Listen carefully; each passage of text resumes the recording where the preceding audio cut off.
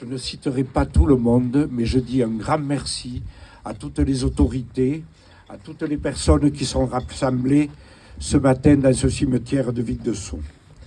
Mesdames et messieurs, monseigneur, je tiens à vous remercier chaleureusement au nom de l'association Ricordate de votre présence aujourd'hui autour de ce mémorial pour célébrer ensemble cet anniversaire. Ces manifestations de mémoire, mais surtout ces moments nobles et intenses de fraternité.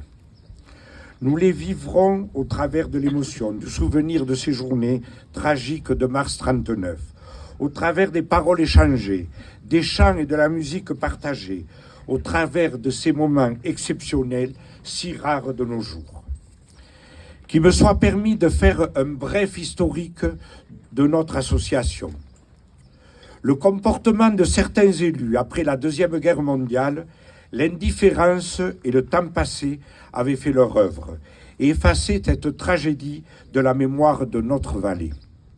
Aussi, 64 ans après, en octobre 2002, des femmes, des hommes du pays du Vic-de-Sceaux ont pensé qu'il était temps de réparer cet oubli et de rendre l'hommage qu'il leur était dû à ceux qui, au péril de leur vie, dans des conditions de travail et de vie précaires, ont contribué à la réalisation de cet ouvrage qui a assuré le développement économique de nos vallées et notre richesse. Cette histoire fait partie du patrimoine historique de notre vallée, de la Haute-Ariège et même de la France. Dès 2003, grâce au grand élan de solidarité italien et français que nous avons rencontré aussi bien dans les institutions d'État, les institutions territoriales, les syndicats que les familles, nous avons pu ériger le mémorial ici et à Isour et vivre des journées exceptionnelles de rencontres. Un film de Francis Fontes, présent aussi aujourd'hui, a mis en lumière ses souvenirs. Un livre a été écrit par Jacques Gloriès, qui était notre photographe à Vic-de-Sceaux. Une exposition de photographie inédite, grâce au concours des DVF à ses archives, a vu le jour. Et une médaille commémorative a été édifiée et distribuée à toutes les familles présentes et aux autorités. En 2004, nous avons organisé un voyage en Italie du Nord dans les différentes provinces natives des ouvriers décédés dans la catastrophe pour leur offrir une réplique réduite en granit, la réplique de ce monument de la stèle de Vic-de-Sceaux. L'accueil chaleureux, l'hospitalité et la générosité de nos amis italiens nous ont beaucoup touchés. Ce peuple a émigré en quête d'un avenir meilleur dans nos vallées et en a marqué notre destin. La remise du Lion d'Or au palais de la province à Venise fut pour nous tous une reconnaissance émouvante et une récompense suprême. Je tiens à cet instant à remercier Bruno Moretto, malheureusement absent aujourd'hui, qui fut un pilier incontournable de l'amitié franco-italienne et de nos échanges ces années-là. Dans les années qui ont suivi, nous avons organisé des échanges entre nos vallées et les vallées d'origine des victimes qui furent des instants forts en émotion. 2 dates particulières ont marqué l'histoire de notre association. En 2007, au cœur des racines et des ormes, mémoire d'immigration, fut une manifestation européenne organisée dans notre vallée avec la participation de l'Italie, de l'Espagne, du Portugal et de la France, avec une messe télévisée sur France 2 depuis le stade d'Osat.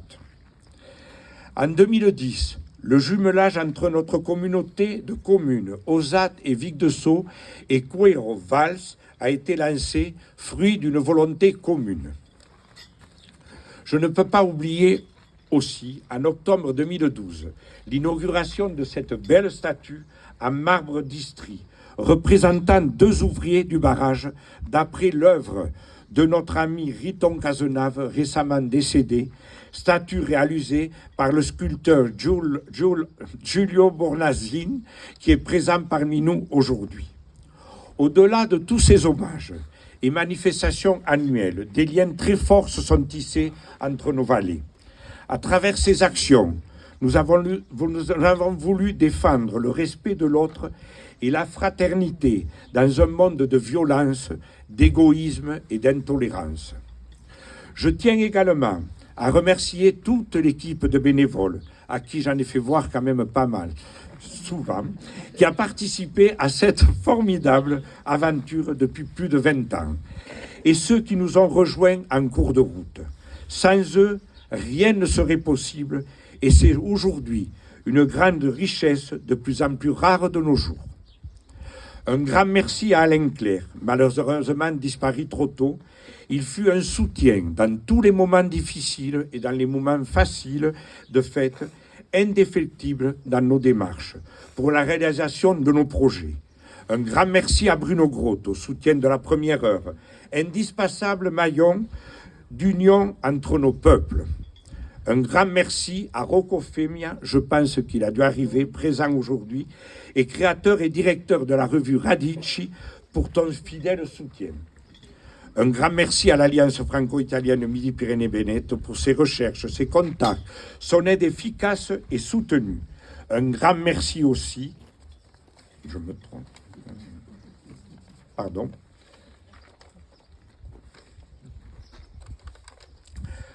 aux ambassadeurs italiens, Paolo Anese, Luciano Sandron, Emmanuel Ortiz, Bruno Panagai, Bruno Scalzeri, les élus et les familles du Val d'Astico, et je dois en oublier.